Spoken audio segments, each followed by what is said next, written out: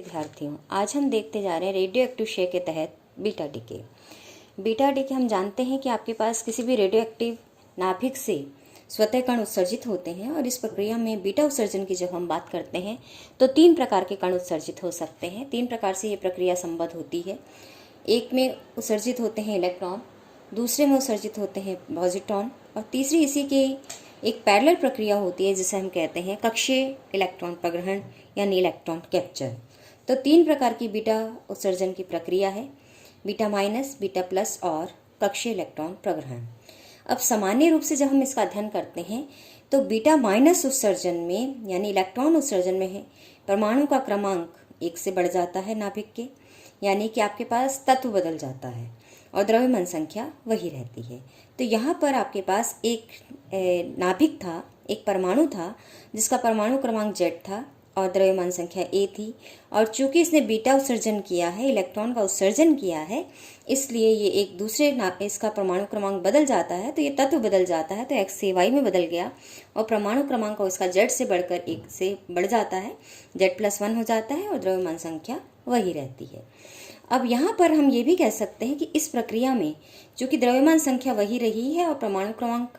1 से बढ़ गया है, तो इसका मतलब जो एक न्यूट्रॉन है वो प्रोटॉन में बदल गया है। क्योंकि न्यूट्रॉन प्रोटॉन का द्रव्यमान समान है, इसलिए द्रव्यमान संख्या में तो कोई परिवर्तन नहीं आता, लेकिन न्यूट्रॉन प्रोटॉन में बदल गया इसलिए, और प्रोटॉनों की संख्या परमाणु क्रमांक है इसलिए एक प्रोटॉन बढ़ गया है, इसलिए परमाणु क्रमांक 1 से बढ़ जाता है। तो इस प्रक्रिया को इस तरह से भी दर्शाया जाता है कि न्यूट्रॉन का परिवर्तन प्रोटॉन में हुआ और उस वजह से और एक इलेक्ट्रॉन उसमें से निकला, और यही किसका कारण है, प्रोटॉन का न्यूट्रॉन में परिवर्तित होना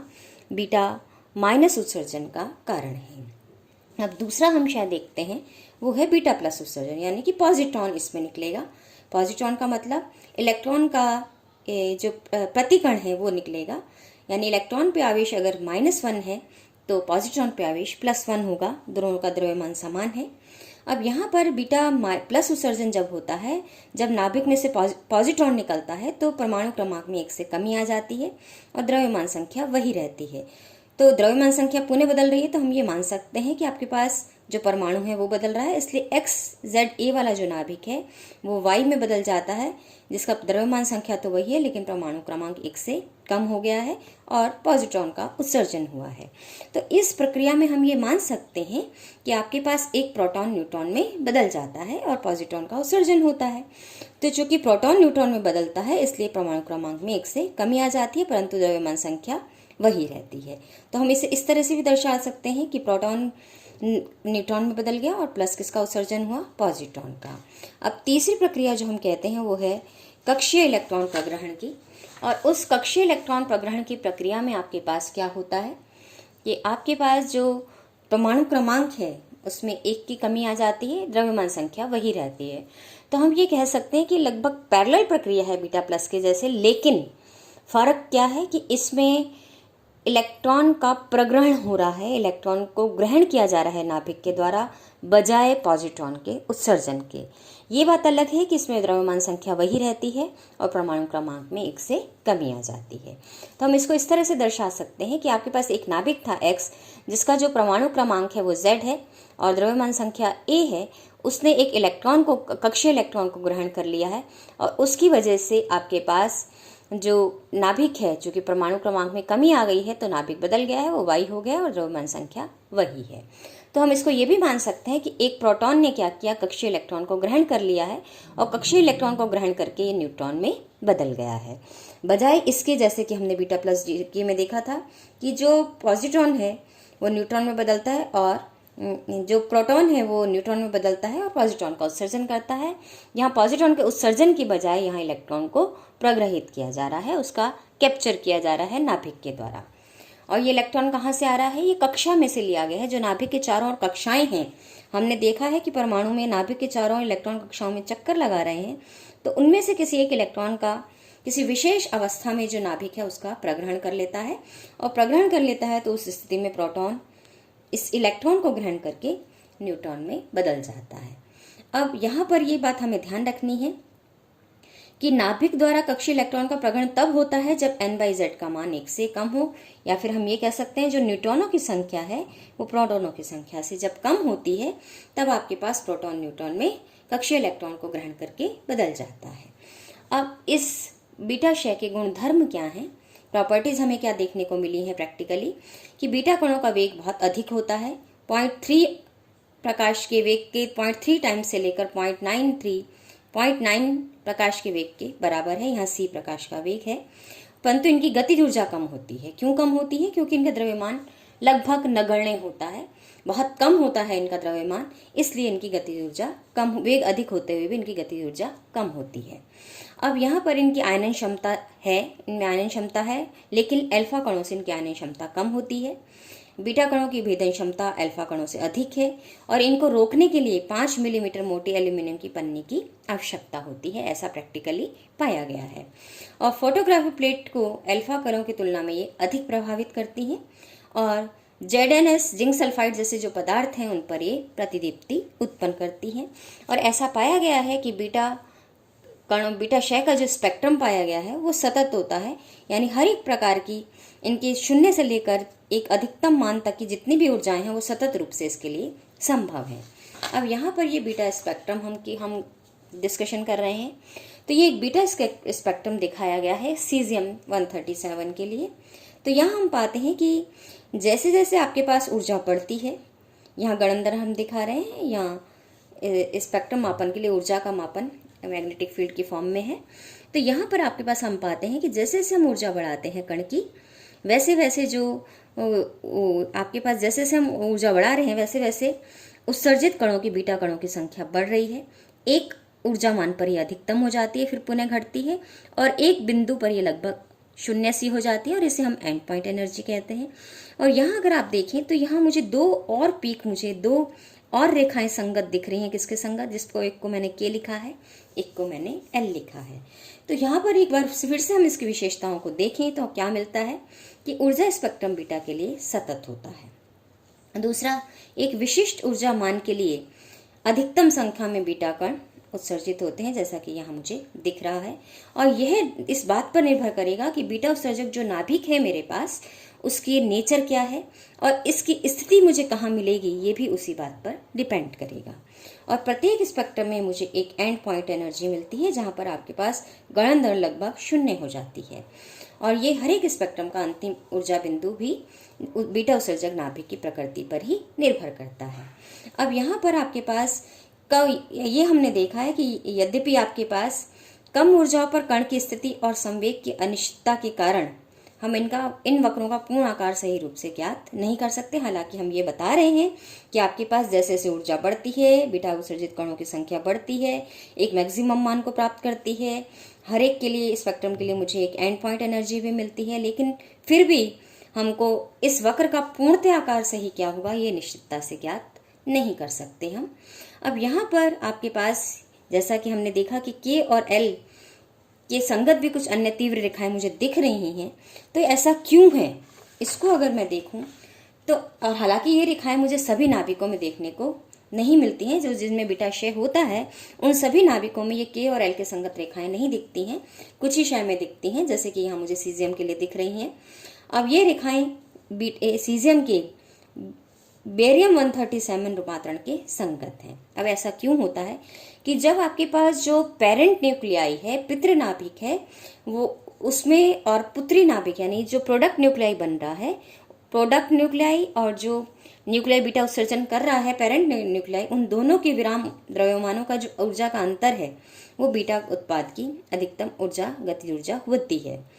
अब ये भी हो सकता है कि जब बीटा कण उत्सर्जन के बाद जो डॉटर न्यूक्लियाई बना है वो एक्साइटेड स्टेट में हो। जरूरी नहीं है कि वो बीटा क्षय के बाद अपनी स्थायी अवस्था में आके आपके पास ग्राउंड स्टेट में चला जाए। हो सकता है कि वो एक्साइटेड स्टेट में हो। जब वो एक्साइटेड स्टेट में होता है तो हर एक नाभिक आपके पास प्रवृत्ति रहती है कि वो स्थायी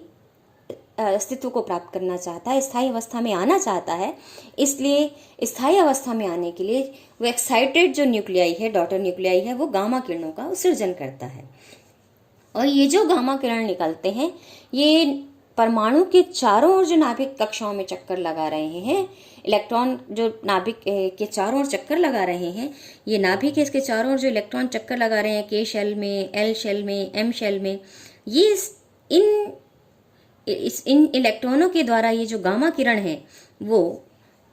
एब्जॉर्ब कर लिए जाते हैं। यानी यहाँ से जब बीटा क्षय से जो पुत्री नाभिक बना है, डॉटर न्यूक्लियाई बना है, वो एक्साइटेड स्टेट में है और वो एक्साइटेड स्टेट में से ग्राउंड स्टेट में आने के लिए गामा किरणों का उत्सर्जन करता है और ये गामा किरणें कक्षीय इलेक्ट्रॉनों द्वारा ग्रहण कर ली जाती हैं। अब जब ये कक्षीय इलेक्ट्रॉनों द्वारा ग्रहण कर ली जाती हैं तब इसके द्वारा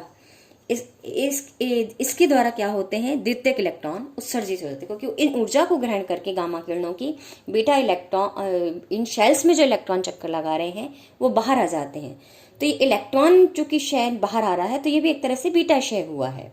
तो ये द्वितीयक बीटा क्षय की तरह बिहेव करता है। तो और जब ये द्वितीयक बीटा क्षय होता है तो इसके संगत मुझे रेखाएं यहाँ पर इस स्पेक्ट्रम में देखने को मिलती हैं। तो ये प्राइमरी बीटा स्पेक्ट्रम है और ये के और एल शेल है, द्वितीयक आपके पास सेकेंडरी बीटा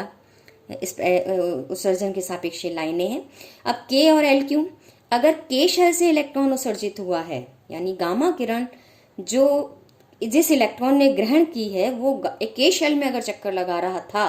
और वहां से उत्सर्जित हुआ है, तो ये लाइन मुझे मिलेगी के शेल के कॉरस्पॉन्डिंग में। और अगर वो जो बीटा क्षय में जो गामा किरण निकले, अगर वो एल शेल वाले इलेक्ट्रॉन ने ग्रहण किए हैं और उसके बाद वो बाहर आ रहा है, तो सेकेंडरी बीटा क्षय एल कक्षक से हो रहा है, इसलिए ये रेखा उस कक्षक की संगत सेकेंडरी बीटा क्षय यहाँ पे दिखाया जा रहा है और इसे हम आंतरिक रूपांतरण भी कहते हैं। अब इस शेल्स में से जब इलेक्ट्रॉन निकलते हैं तो गतिज ऊर्जा इस बात पे डिपेंड करती है कि वो कौन से शेल से निकला है। अब यहाँ पर ये जो एच न्यू है, दो नाभिकीय अवस्थाओं के मध्य ऊर्जा का अंतर है कि एक्साइटेड स्टेट से ग्राउंड स्टेट में जब डॉटर न्यूक्लियाई आ रहा है तो उन दोनों ऊर्जा स्तरों के मध्य एक्साइटेड ऊर्जा स्तर और जो ग्राउंड स्टेट है उन दोनों के मध्य ऊर्जा का अंतर एच न्यू है।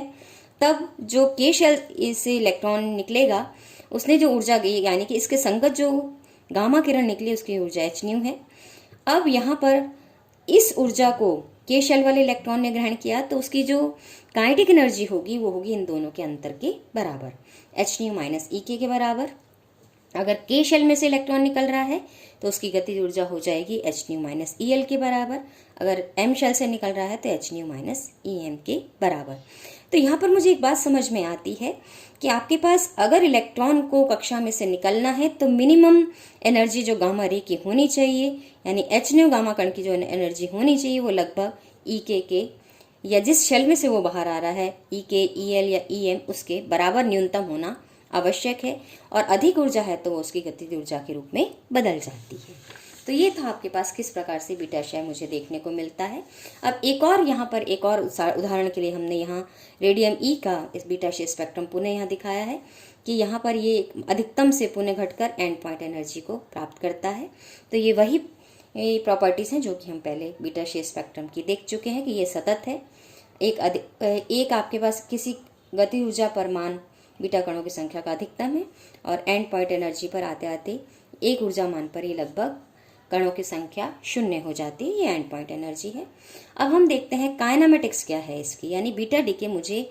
ऊर्जा के आधार पर अगर मैं बात करूं, क्योंकि हमने देखा था जो द्रव्यमान क्षति होती है वही ऊर्जा में बदलती है, तो कितना द्रव्यमान का क्षय होगा जब मुझे बीटा क्षय देखने को मिलेगा। तो सबसे पहले हम बात कर रहे हैं बीटा माइनस क्षय की ऊर्जा की, जिसको मैं द्रव्यमान मात्रक में लिखूं तो मुझे क्या मिलेगा कि जो आपके पास फादर न्यूक्लियाई है उसका द्रव्यमान माइनस डॉटर न्यूक्लियाई का द्रव्यमान, यहाँ बीटा माइनस ये है इसलिए जेड से Z+1 दिखाया है।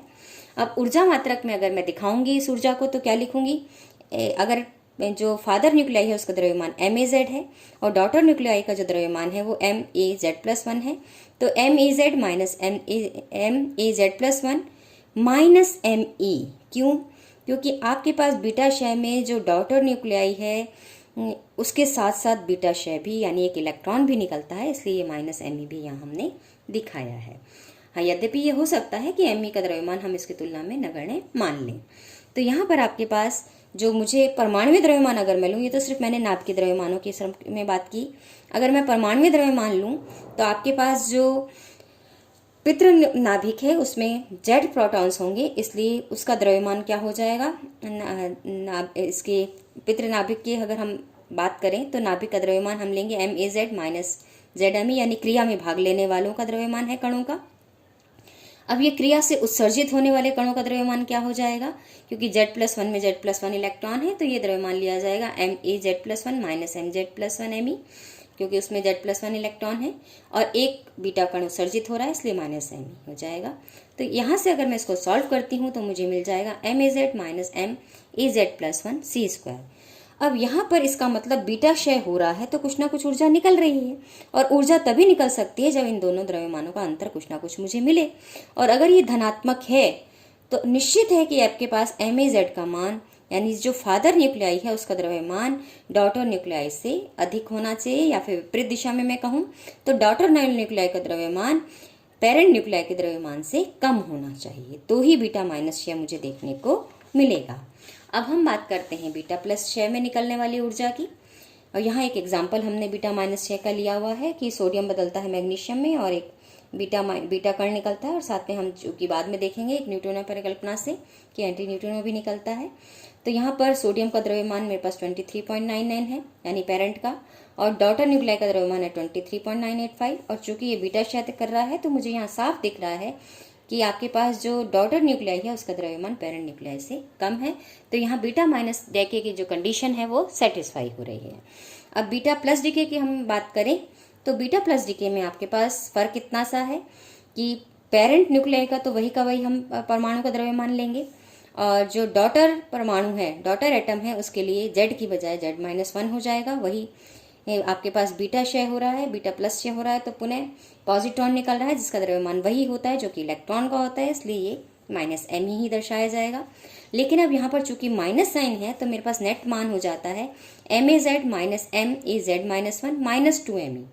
अब चूंकि मैं चाहती हूँ कि बीटा क्षय हो तो ये धनात्मक आना चाहिए Q ऊर्जा को, और Q ऊर्जा धनात्मक है तो ये तभी संभव है जबकि पेरेंट न्यूक्लियाई और डॉटर न्यूक्लियाई के जो मास का अंतर है वो 2 इलेक्ट्रॉनिक मास के से अधिक होना चाहिए। एक शर्त हो गई मेरे पास बीटा प्लस क्षय की। अब एक एग्जाम्पल के रूप में यहाँ लिया कि कार्बन जो है 11 बोरॉन 11 में बदल रहा है और एक पॉजिट्रॉन उत्सर्जित कर रहा है, तो इन दोनों के जो द्रव्यमानों का अंतर है कार्बन और बोरॉन के, वो इलेक्ट्रॉन के मास के दुगने से अधिक अंतर के बराबर होना चाहिए। तो यहाँ पर कार्बन 11 का द्रव्यमान 11 पॉइंट समथिंग हमने दिखा रखा है, इसी तरह बोरॉन का दिखा रखा है, और इन दोनों का जब हम अंतर निकालते हैं तो मुझे मिल जाता है 0.002128 यूनिफाइड मास यूनिट के बराबर, और इलेक्ट्रॉन का मास यूनिफाइड मास यूनिट में 0.00054858 U है, और उसको जब हम 2Me से निकालते हैं तो साफ मुझे दिख रहा है कि पेरेंट न्यूक्लियाई और डॉटर न्यूक्लियाई का जो द्रव्यमान का अंतर है वो 2Me से कहीं ज़्यादा है, तो यहाँ बीटा प्लस डीके की शर्त यहाँ पर पूरी हो रही है। अब हम अगला देखते हैं, वो है इलेक्ट्रॉन कैप्चर। और इलेक्ट्रॉन कैप्चर में आपको हमें अच्छे से पता था कि जो पेरेंट न्यूक्लियाई है वो इलेक्ट्रॉन को प्रग्रहित करके आपके पास डॉटर न्यूक्लियाई बनाता है और ऊर्जा निकलती है, और इस ऊर्जा का मान में अगर मैं देखूं तो इसका द्रव्यमान प्लस इसके इलेक्ट्रॉनों का द्रव्यमान, यानी जो पेरेंट न्यूक्लियाई है उसका खुद का द्रव्यमान, उसके इलेक्ट्रॉनों का द्रव्यमान, और प्लस यहाँ पर इस इलेक्ट्रॉन का द्रव्यमान, ये इसी के साथ जुड़ेगा। अब यहाँ पर यह है डॉटर न्यूक्लियाई का द्रव्यमान, ये एक इससे AZ से क्या हो गया AZ-1, और प्लस इसमें इलेक्ट्रॉनों का द्रव्यमान कितना है, और साथ में चूंकि कक्षीय इलेक्ट्रॉन से यहाँ इलेक्ट्रॉन प्रग्रहण किया जा रहा है तो हम यहाँ पर माइनस बाइंडिंग एनर्जी उसकी दिखाएंगे कि कक्षीय इलेक्ट्रॉन से जो इलेक्ट्रॉन बंधा हुआ था अपनी कक्षा में उसकी कोई ना कोई बंधन ऊर्जा थी, तो उसको बंधन ऊर्जा दी गई है तब वो इलेक्ट्रॉन वहां से प्रग्रहित हुआ है, तो यह -BE हम और दिखा रहे हैं। तो आवश्यक शर्त मुझे यहाँ से, क्योंकि Q पॉजिटिव होना चाहिए, तो इलेक्ट्रॉन कैप्चर की आवश्यक शर्त मुझे क्या मिली कि पेरेंट न्यूक्लियाई और डॉटर न्यूक्लियाई के जो मास का अंतर है वो बाइंडिंग एनर्जी से अधिक होना चाहिए, तब ही ये प्रक्रिया संभव हो सकती है। अब यहाँ पर इसके लिए हमने जैसे एक एग्जाम्पल लिया है कि आपके पास बेरियम है, उसने इलेक्ट्रॉन कैप्चर करके लिथियम बनता है, तो लिथियम का द्रव्यमान भी मुझे मालूम है, बेरिलियम का भी मालूम है, और इस बेरिलियम का जो द्रव्यमान हम देख रहे हैं कि ये AZ-1 से ज़्यादा है, और यहाँ पर अगर मैं इलेक्ट्रॉन का मास देखूं तो इलेक्ट्रॉन का मास मुझे भी पता है। तो इन दोनों को जब मैं जोड़ देती हूँ, डॉटर न्यूक्लियाई और इलेक्ट्रॉन के द्रव्यमान को, यानी कि इसकी बंधन ऊर्जा को हम द्रव्यमान के टर्म्स में ले रहे हैं, तो हम ये पाते हैं इन दोनों का योगफल जो पेरेंट न्यूक्लियाई है उसके मास से कम है। और यही मेरे पास इलेक्ट्रॉन कैप्चर की कंडीशन है जो कि यहाँ सेटिस्फाई हो रही है। धन्यवाद।